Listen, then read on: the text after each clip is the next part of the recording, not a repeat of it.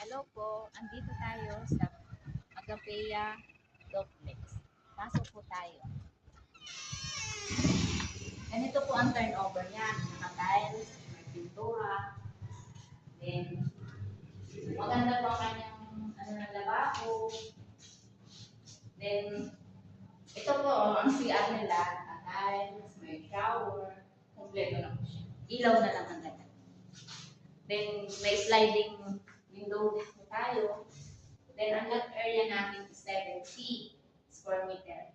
May parking area din tayo. Then, akyat po tayo sa taas. May second floor po ito. Akyat po tayo sa hagdan. May motor.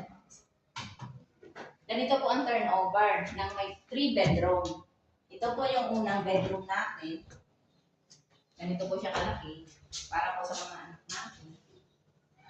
Kompleto na rin po yan. May lalagyan na po tayo ng aircon. Then, ito po yung second bedroom natin. Para naman sa ating mga anakis. Maganda rin po ang ng bintana natin. Ito po siya. Then, meron na rin po siyang kisame. Dito po yung patatlong bedroom.